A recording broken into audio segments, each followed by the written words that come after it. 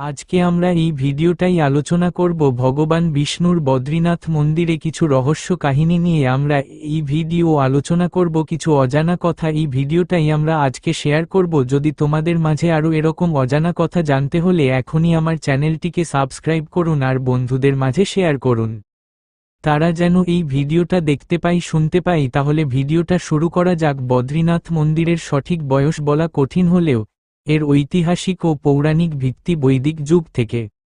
তবে বর্তমান মন্দিরের কাঠামোটি মূলত অষ্টম বা নবম শতাব্দীতে আদি শঙ্কর দ্বারা পুনর্গঠিত হয়েছিল বলে মনে করা হয়, যিনি এটিকে চারধামের একটি হিসেবে প্রতিষ্ঠা করেন এবং পরে নবম শতাব্দীতে বিষ্ণুমূর্তি স্থাপন করেন।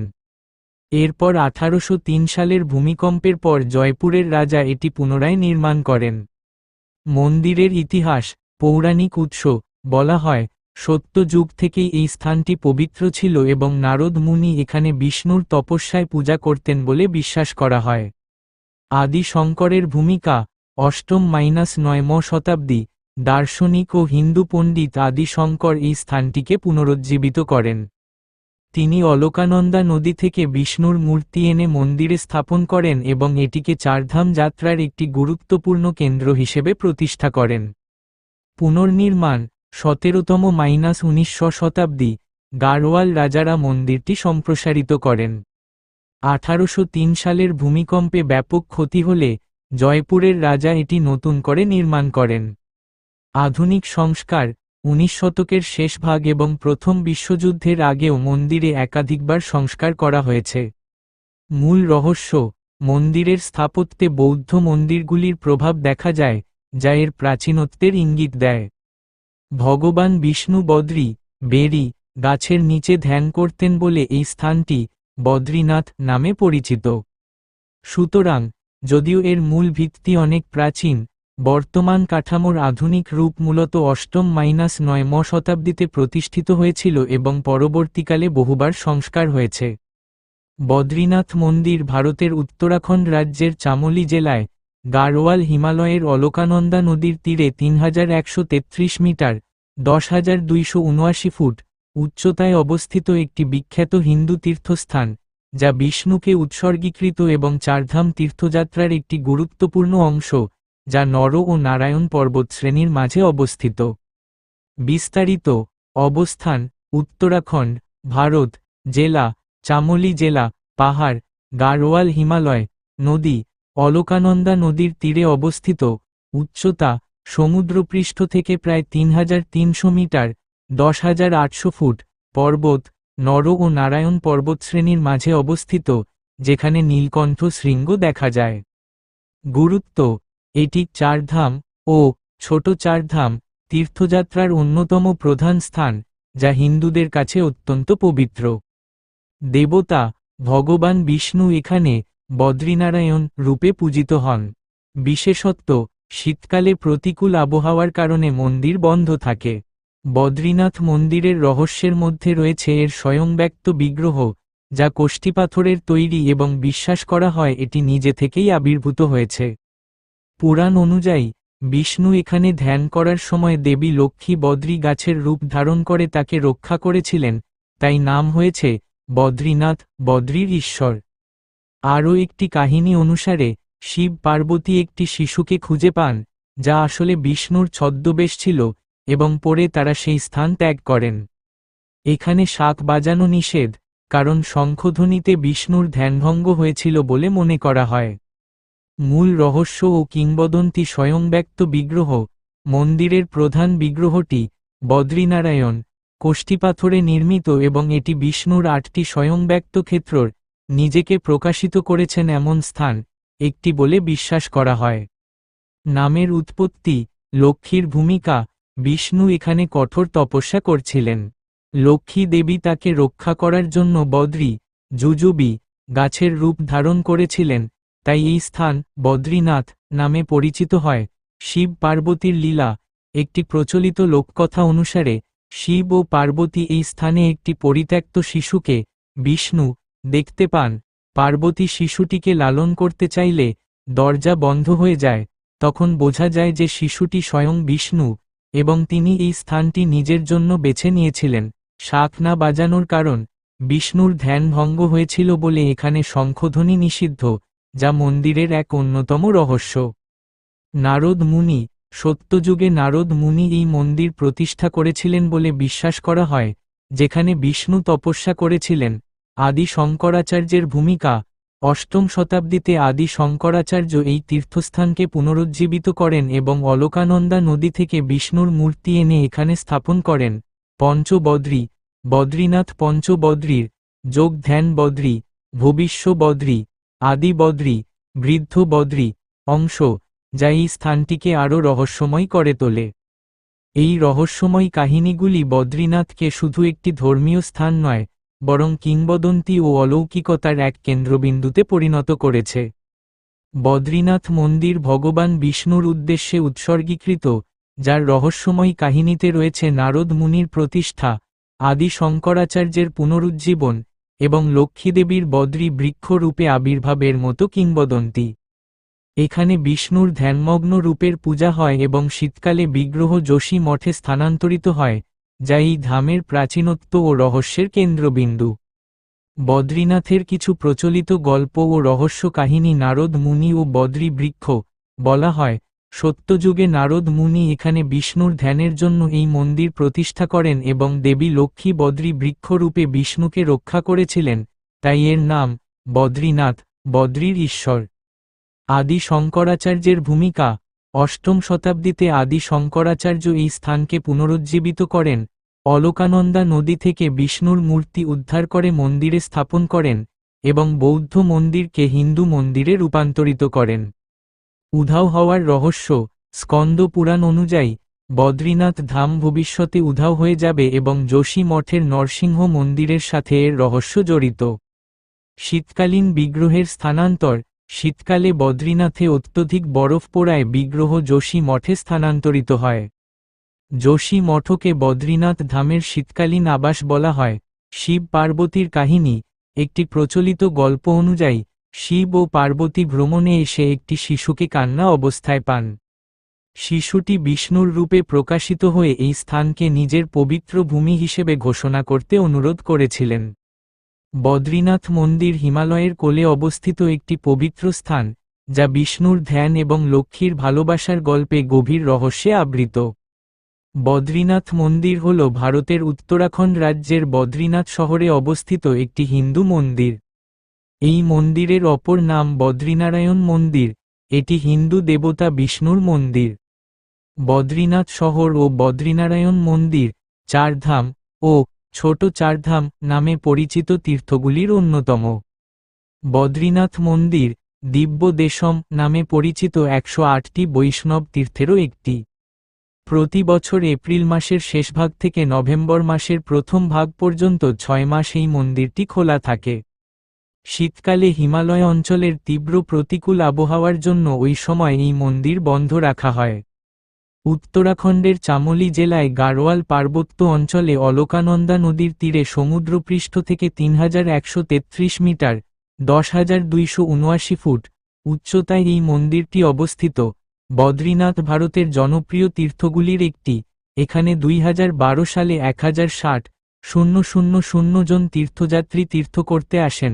এই মন্দিরের প্রধান দেবতা বিষ্ণু, বদ্রীনারায়ণ নামে পূজিত হন।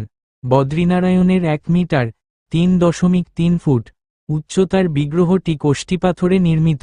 হিন্দুরা বিশ্বাস করেন, এটি বিষ্ণুর 8টি স্বয়ং ব্যক্তক্ষেত্র স্বয়ং নির্মিত বিগ্রহের একটি। বদ্রীনাথ মন্দিরের সবচেয়ে গুরুত্বপূর্ণ উৎসবটি হল মাতা মূর্তিকা মেলা। গঙ্গার পৃথিবীতে অবতরণকে স্মরণ করে এই উৎসব পালন করা হয়। বদ্রীনাথ মন্দিরটি উত্তর ভারতে অবস্থিত হলেও এই মন্দিরের প্রধান পুরোহিত বা রাওয়াল রা দক্ষিণ ভারতের কেরল রাজ্যের নাম্বুদিরি ব্রাহ্মণ গোষ্ঠীর মধ্যে থেকে নির্বাচিত হন। মন্দিরটি উত্তরপ্রদেশ রাজ্য সরকার আইন নং 30 1948, আইন নং 16, 1939 এর অন্তর্ভুক্ত হয়েছিল।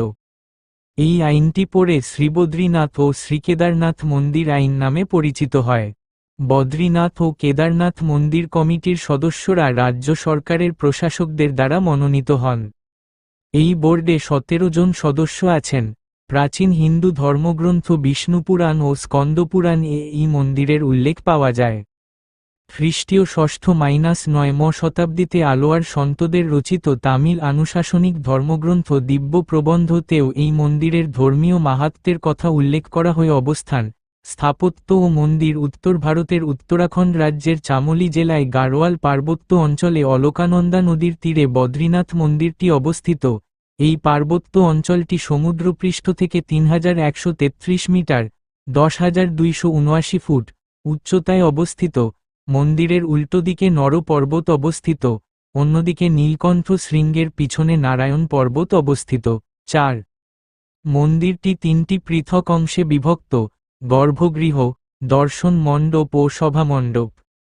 গর্ভগৃহের ছাদটি শঙ্কু আকৃতি বিশিষ্ট, এটি প্রায় 15 মিটার (49 ফুট). এর মাথায় সোনায় গিল্টি করা ছাদযুক্ত একটি ছোট গম্বুজ রয়েছে। 4.6 মন্দিরের সম্মুখভাগটি পাথরের তৈরি, এখানে খিলান আকৃতির জানলা দেখা যায়। প্রধান প্রবেশপথটিও একটি সুউচ্চ খিলান আকৃতির দরজা, একটি চওড়া সিঁড়ি বেয়ে এই দরজার কাছে পৌঁছাতে হয়। প্রধান প্রবেশদ্বার পার হলেই একটি বৃহদাকার ও স্তম্ভযুক্ত মণ্ডপে উপস্থিত হতে হয়। এটি পার হলেই মন্দিরের মূল গর্ভগৃহে যাওয়া যায়। উক্ত মণ্ডপের স্তম্ভগুলি ও দেওয়ালগুলি সূক্ষ্ম কারুকার্যে চিত্রিত। গর্ভগৃহে বদ্রীনারায়ণের 1 মিটার (3.3 ফুট) উচ্চতার শালিগ্রাম কোষ্ঠীপাথর বিগ্রহটি একটি বদ্রী গাছের তলায় সোনার চাদোয়ার নিচে রাখা আছে। বদ্রীনারায়ণের মূর্তির উপরের 2 হাত উত্তোলিত অবস্থায় শঙ্খ, শাঁখ ও চক্র ধরে আছে এবং নিচের 2টি হাত যোগমুদ্রায় পদ্মাসন উপবিষ্ট মূর্তির কোলের উপর ন্যস্ত অবস্থায় রয়েছে। 2.5 গর্ভগৃহে বদ্রীনারায়ণ ছাড়াও সম্পদের দেবতা কুবের, দেবর্ষি নারদ, উদ্ধব, নর ও নারায়ণ ঋষির মূর্তি আছে।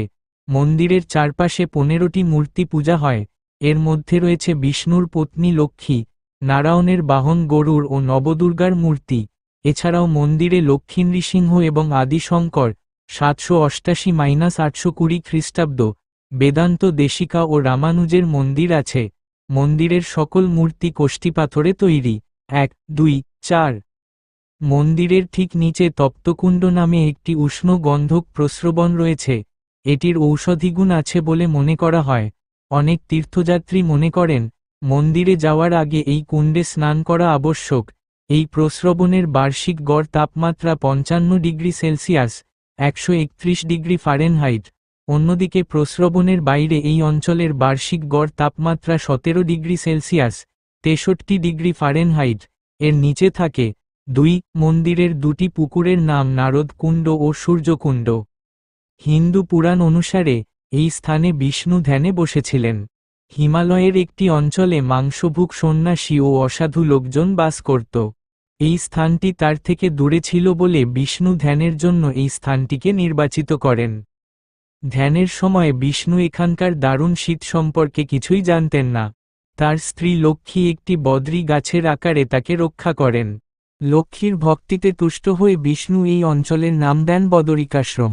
আটকিনসনের মতে 1979 এই অঞ্চলে একসময় একটি বদ্রী গাছের জঙ্গল ছিল, কিন্তু সেই জঙ্গল আজ আর দেখা যায় না। এই মন্দিরের বদ্রীনাথ রূপী বিষ্ণুর মূর্তিটি পদ্মাসনে উপবিষ্ট অবস্থায় দেখা যায়। পুরাণ অনুসারে এক ঋষি লক্ষ্মীকে বিষ্ণুর পাদসেবা করতে দেখেন, তাই দেখে তিনি বিষ্ণুকে তিরস্কার করেছিলেন। সেই জন্য বিষ্ণু বদ্রীনাথে এসে দীর্ঘ সময় পদ্মাসনে বসে তপস্যা করেছিলেন। বিষ্ণুপুরাণে বদ্রীনাথের উৎপত্তি সম্পর্কে আরেকটি উপাখ্যান পাওয়া যায়। এই উপাখ্যান অনুসারে ধর্মের 2 পুত্র ছিল, নর ও নারায়ণ।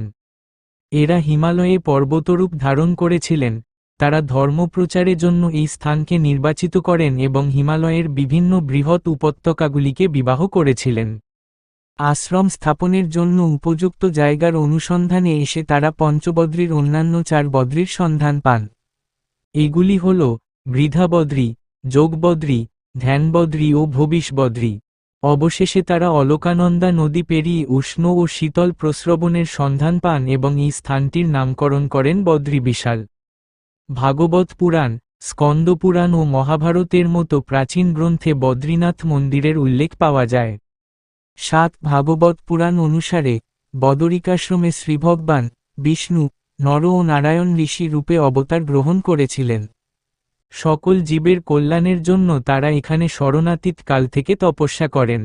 12 স্কন্দপুরাণ বলা হয়েছে, স্বর্গ, মর্ত্য ও পাতাল লোকে অনেক পবিত্র তীর্থ আছে, কিন্তু বদ্রীনাথের মতো পবিত্র তীর্থ কোথাও নেই।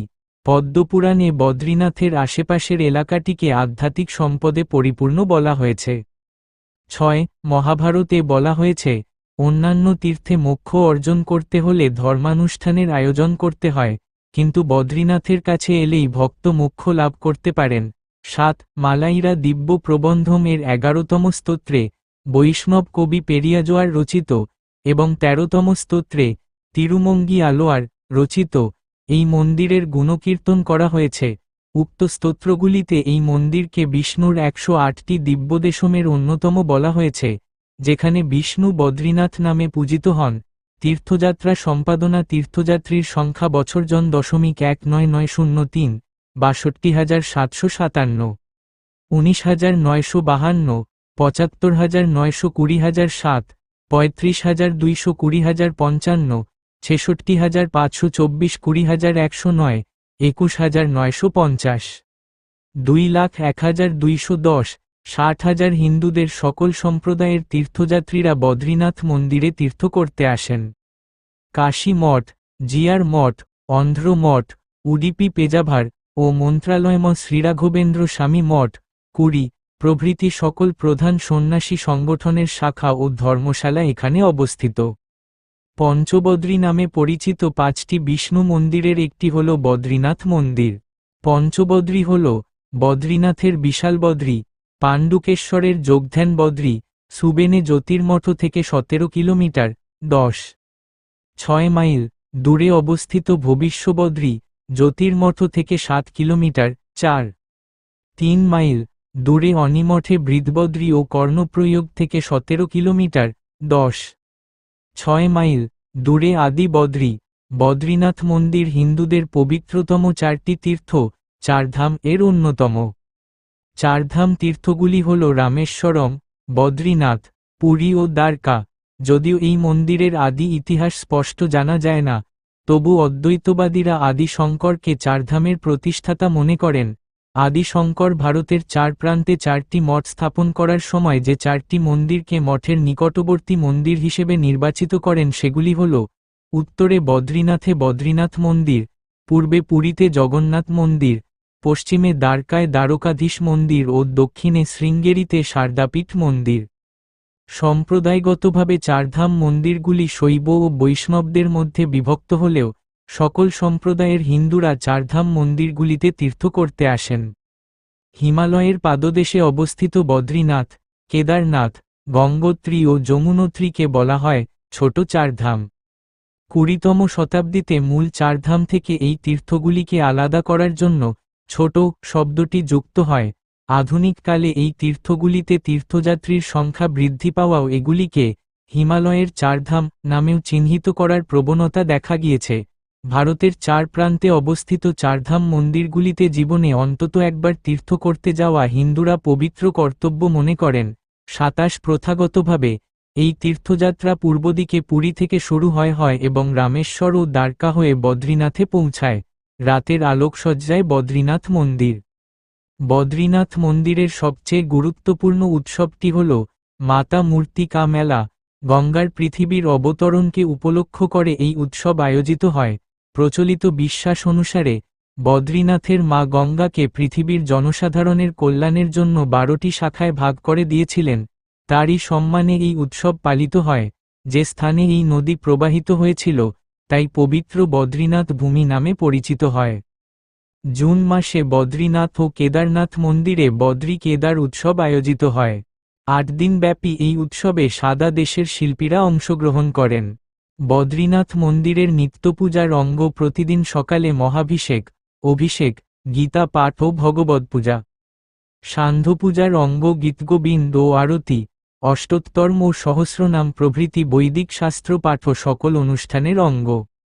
আরতির পর বদ্রীনাথের মূর্তি থেকে সকল অলঙ্কার সরিয়ে নিয়ে চন্দন লেপন করা হয়। পরদিন নির্মাল্য দর্শন অনুষ্ঠানের সময় সেই চন্দন ভক্তদের দেওয়া হয় প্রসাদ হিসেবে।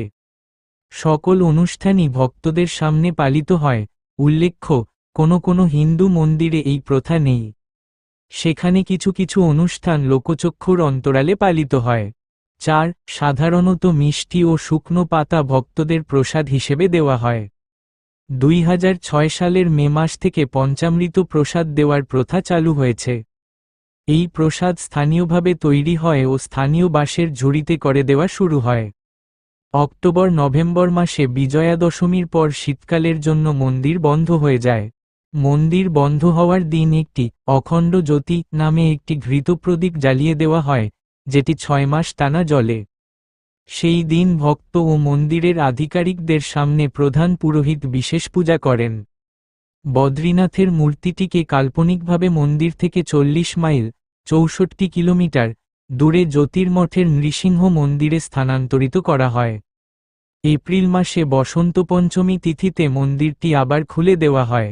তীর্থযাত্রীরা মন্দির খোলার দিন মন্দিরে উপস্থিত হন অখণ্ড জ্যোতি প্রদীপটিকে দেখার জন্য। হিন্দুরা যে সব মন্দিরে তাদের পূর্বপুরুষদের উদ্দেশ্যে পারলৌকিক ক্রিয়া সারেন, বদ্রীনাথ মন্দির সেগুলির অন্যতম। ভক্তেরা গর্ভগৃহে বদ্রীনাথের মূর্তিটি পূজা করেন এবং অলকানন্দা নদীতে স্নান করেন। লোক বিশ্বাস অনুসারে মন্দিরের পুকুরগুলিতে স্নান করলে পাপ দূর হয়। গ্রীষ্মকালে বদ্রীনাথ মন্দিরটি উত্তর ভারতের অবস্থিত হলেও এই মন্দিরের প্রধান পুরোহিত বা রাওয়ালরা সাধারণত দক্ষিণ ভারতের কেরল রাজ্যের নাম্বুদিরি ব্রাহ্মণ গোষ্ঠীর মধ্যে থেকে নির্বাচিত হন। লোক বিশ্বাস অনুসারে এই প্রথা চালু করেছিলেন দক্ষিণ ভারতীয় দার্শনিক আদি শঙ্কর। উত্তরাখণ্ড রাজ্য সৃষ্টির আগে উত্তরপ্রদেশ সরকার, কেরল সরকারের কাছ থেকে রাওয়ালকে। বন্ধুরা, ভিডিওটা কেমন লাগলো? যদি ভালো লেগে থাকে লাইক শেয়ার কমেন্ট করবেন। চেয়ে নেয় প্রার্থীকে সংস্কৃত ভাষায় আচার্য, স্নাতক, মন্ত্র সম্পর্কে অভিজ্ঞ ও বৈষ্ণব সম্প্রদায়ভুক্ত হতে হয়। গাড়ওয়ালের প্রাক্তন রাজা তথা বদ্রীনাথের নামসর্বস্ব শাসক কেরল সরকার কর্তৃক প্রেরিত প্রার্থীদের নির্বাচিত করেন। এরপর একটি তিলক অনুষ্ঠানের মাধ্যমে রাওয়াল নিযুক্ত হন এবং এপ্রিল থেকে নভেম্বর মাস পর্যন্ত তিনি মন্দিরে পূজার্চনা করেন। গাড়ওয়াল রাইফেলস এবং উত্তরাখণ্ড ও উত্তরপ্রদেশ সরকার কর্তৃক রাওয়াল, হাই হোলিনেস মর্যাদা পেয়ে থাকেন। নেপালের রাজারাও রাওয়ালকে বিশেষ সম্মান করেন। নভেম্বরের পর রাওয়াল জসিমঠে থাকেন বা কেরলে তার নিজের গ্রামে ফিরে যান।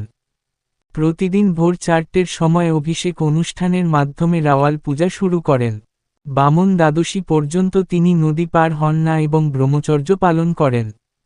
রাওয়ালকে সাহায্য করেন গাড়ওয়ালি ডিমরি পণ্ডিতরা, ডিমার গ্রামের বাসিন্দা, নায়েব রাওয়াল, ধর্মাধিকারী, বেদপাঠী পুরোহিত গোষ্ঠী, পাণ্ডা সমাধিনী, ভান্ডারী, রাসোইয়া, পাচক, ভক্তিগীতি গায়ক, দেবাশ্রমের কেরানি, জল ভরিয়া, জলের রক্ষক ও মন্দিরের প্রহরীরা। উত্তর ভারতের অল্প মন্দিরে প্রধানত দাক্ষিণাত্যে প্রচলিত শ্রৌত তন্ত্রবিধি পালন করা হয়। বদ্রীনাথ এই সব মন্দিরের অন্যতম।